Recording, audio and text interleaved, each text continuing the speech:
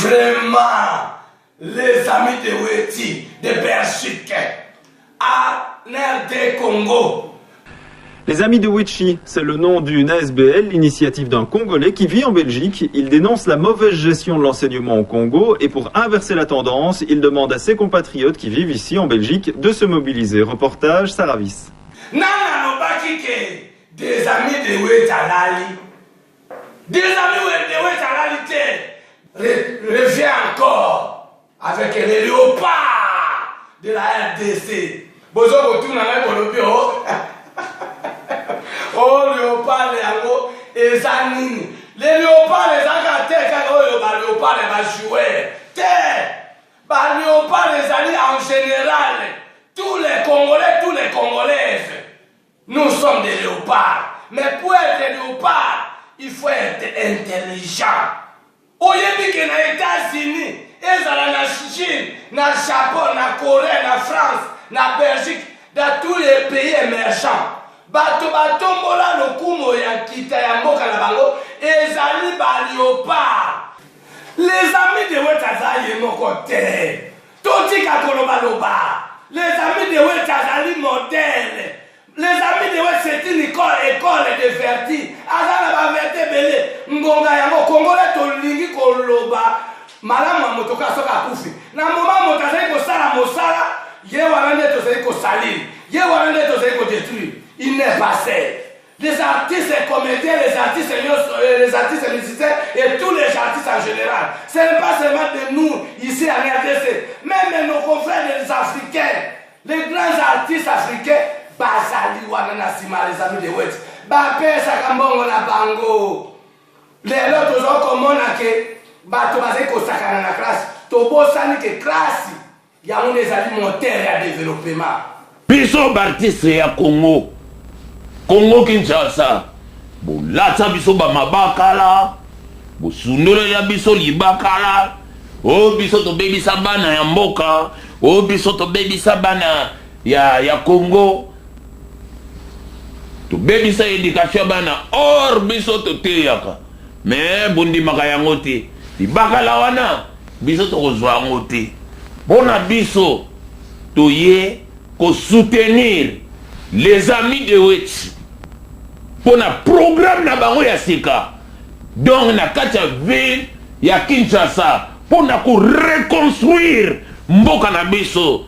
Ya wana biso Patrice to ndimi penake to soutenir les amis de Wetchi pour un programme na bango ba pesi na gouvernement.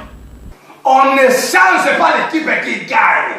L'histoire on ne change pas l'histoire, on tue pas l'histoire. Parce que depuis qu'on a vu ça, Banoba classe ezali tata pe maman. Ce qui les loyaux, tozali kolinga bana batanga classe te. Ce qui tozali kolinga mon atanga classe te. Tozali koboma tata pe na maman. C'est comme ça. Biso, les amis de Wetchi, c'est l'histoire. D'abord, Magic System, notre frère de l'Afrique. Anu bananu nanu. C'est dans ma galère que la gomme tout m'a quitté, oh. C'est dans ma galère que la gomme tout m'a quitté, oh. Quand j'avais un peu, oh, matin, midi, soir, on était ensemble, oh, à la rue Princesse, oh, au milieu maquis, oh, à salle faut payer le poulet, oh. Mais on dit premier gaou n'est pas gaou, oh. C'est deuxième gaou qui est nyata, oh. Ah. Salut, c'est le groupe Magic System sur TV Matungé. Si tu veux pas être gaou, on te donne rendez-vous le 15 avril à partir de 22h au CAVES. Viens mon frère, parce que quand tu viendras, 1 euro de ce que tu donneras ira pour l'opération Un banc pour tous. Alors la maladie du bouger, on ne s'assoit pas.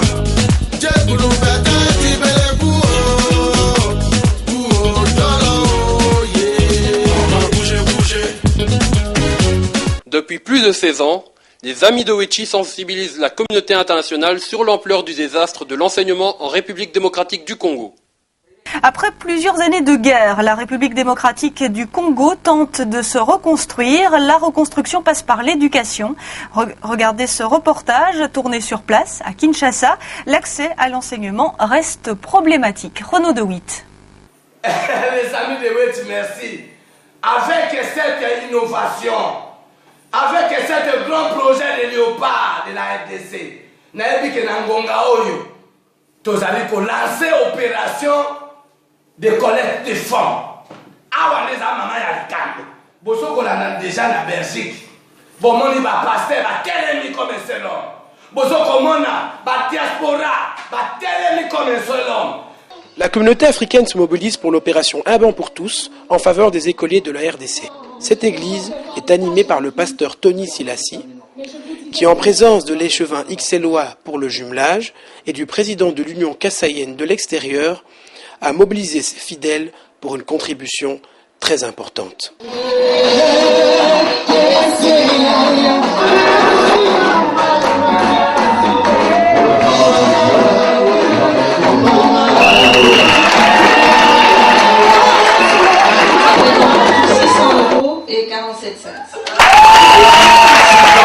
Au nom de notre association Union kassaïenne de l'extérieur, nous lançons un appel vibrant à toutes les Kassaïennes et tous les Kassaïens résidant ici en Belgique de soutenir cette action qui ne concerne pas seulement une région particulière, mais qui concerne tous les territoires du Congo. Donc nous demandons à tout le monde de soutenir très activement cette action.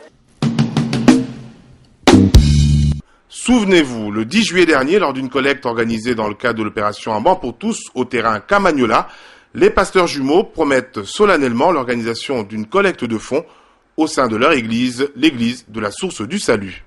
2 semaines plus tard, dimanche 24 juillet, chose promise, chose due, cette collecte a bien lieu, confirmant ainsi, si besoin est, l'implication des églises et des pasteurs de la communauté congolaise qui, à l'instar des pasteurs jumeaux, continuent à sensibiliser les fidèles, et ce, sous le regard de l'échevin en charge du jumelage de la commune d'Ixelles, Pierre Lardot, accompagné pour la circonstance de l'ambassadrice de l'opération, Solange Banza.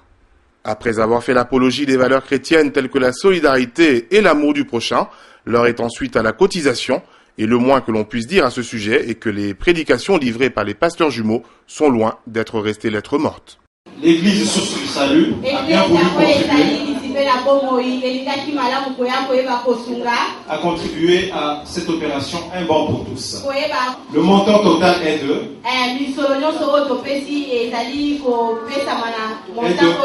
1177 €,34. J'ai oublié une chose. En plus de 1177,34 €, nous avons 25 livres sterling. Awa pena Kinshasa, na ebike vraiment mon nyonso ya Congo.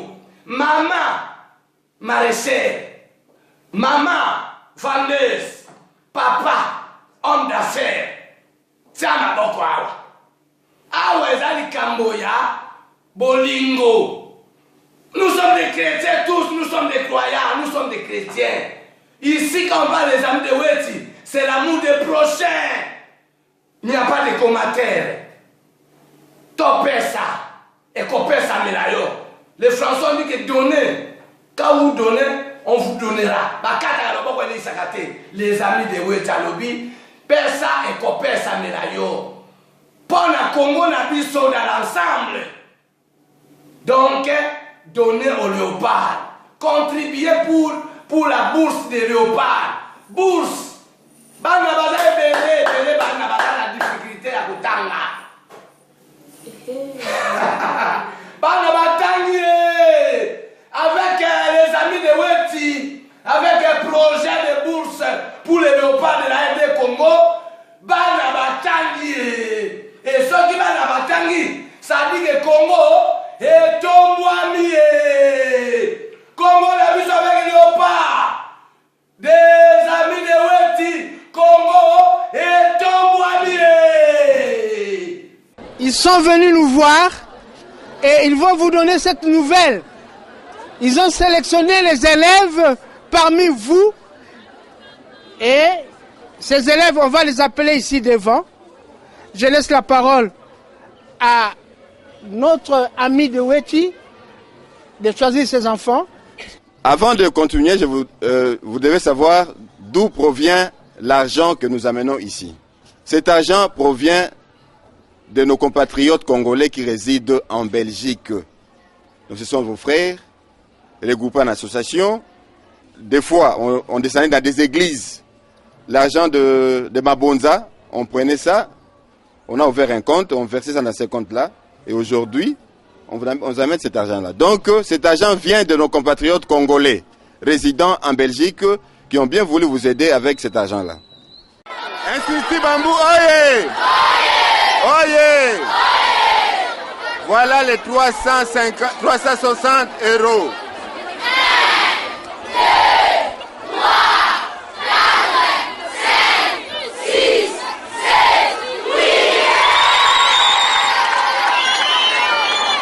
L'élève Boulot Kivukaka va remettre cette enveloppe auprès du préfet de l'école qui va payer les minervales pour ses 12 enfants.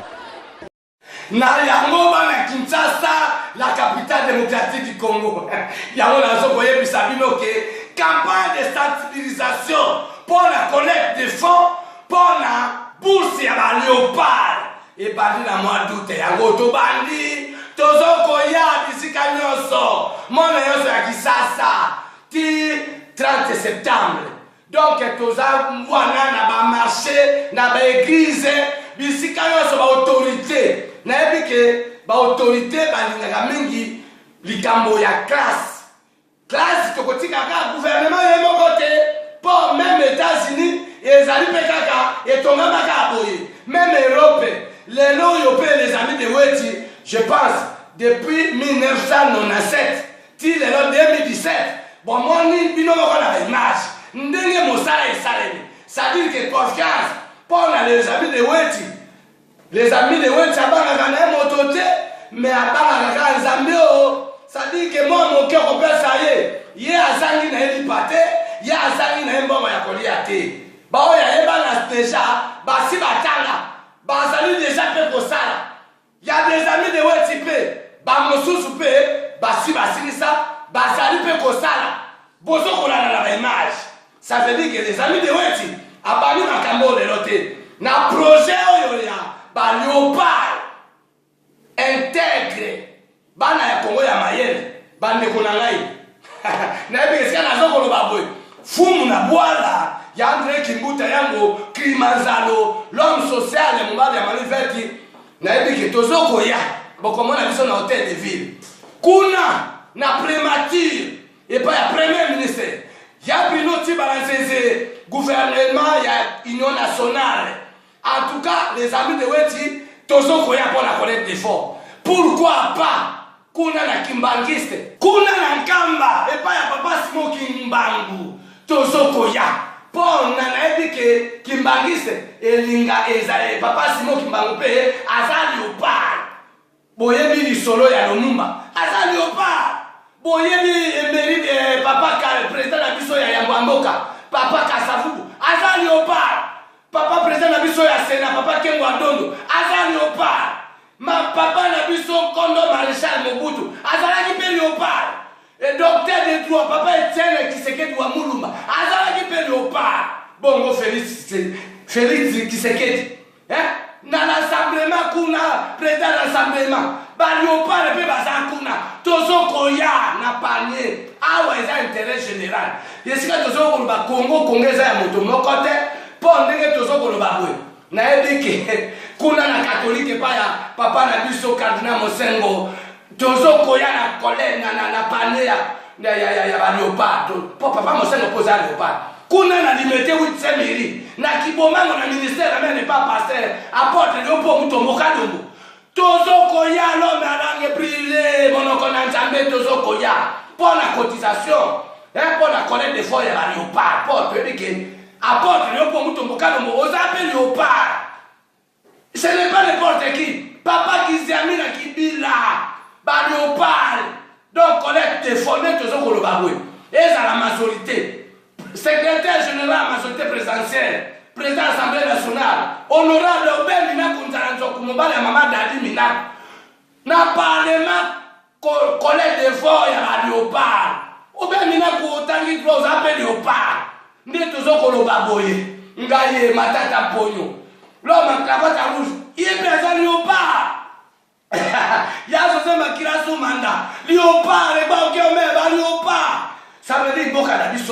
tout ça les follow batonyo so bakumba leopard pour que mboka na biso ekende liboso toza ebele moya otanga bakombo nyonso ezali te honoré c'est président INC papa Vita Kamere leopard yaya piusu mwabilumba yo leopard donc ba leopard baza ebele surtout ba diaspora na mikili donc nazo craquer bino fort on a combattant so ça vrai combattant il faut ça quoi les amis de Wet ça dit que les amis de Wet abundaka pona reconstruction mboka pona unité mboka pona développement mboka tout le monde on respire à kokabwa na bandeko ngongo tozana ngoza ngonga ya concurrence royale. Il n'y a pas de commentaire. Antoine Kizenga Léopard Palou Mobimba Ndena Zoko le Babena le Banini MRC Mon amour Jean-Pierre de Makumbo Kuna na bisika zali dans ce pays appelle sa mot d'ordre la Léopard Koto MRC Maman Eva Bazaïba Maman Yazoko Salonner na ba parti politique à Mokarabiso Léopard